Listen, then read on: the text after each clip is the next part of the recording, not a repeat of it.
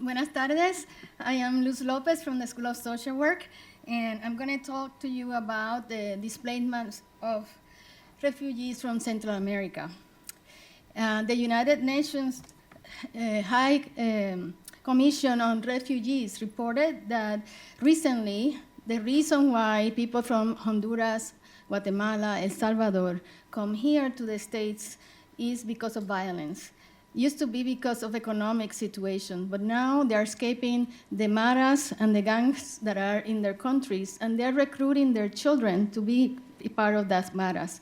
So the face of immigration is changing because now it's young children, mothers that are sending their youth alone, known as unaccompanied minors, or they're coming themselves, the moms with their children, and not knowing that when arriving the border in Texas or in US, they're going to be separated.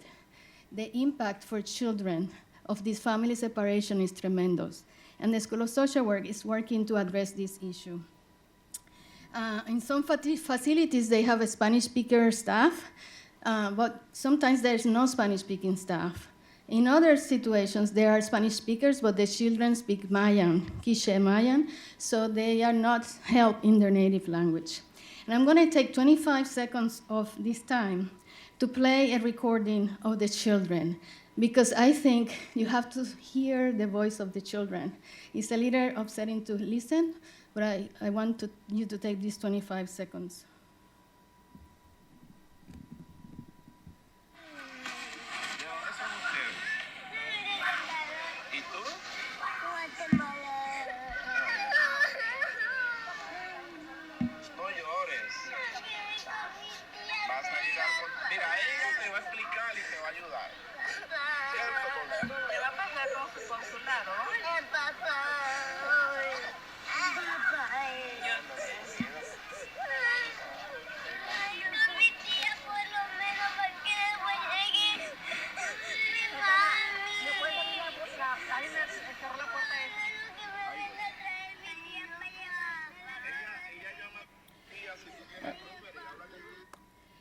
So the voice that you're hearing is of Natalia, a 6-year-old who had the number of her aunt. And she's telling the border patrol person, I want to call my aunt. I want to go back and talk to my aunt so she takes me home. And she started giving the phone number, but the phone number is in El Salvador. She doesn't realize that she is away. Many of the children don't realize that the parents didn't have a choice. They feel that they are left alone. And they are in total crisis and traumatic experience.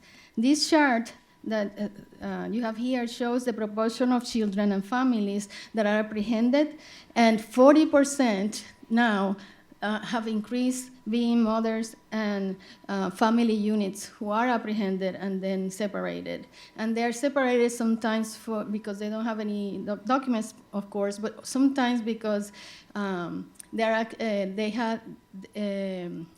accused of a crime that they did not commit.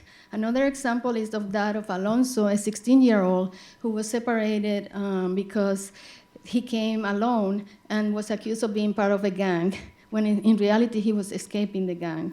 So the School of Social Work is working, bringing students to do a practicum experience as Spanish speakers in the border. They're working with the School of Law to help and support those families. They're being trained to work with the children. And we are also helping families to get more information because the children don't have information and the parents are separated. So we are providing the locator eyes numbers so family members can find some of the children that are separated, and informing the parents of their rights, because many times they don't know their rights. So we are hoping that with this collaboration, we can provide help and support and later train in the emotional need of the children. Thank you.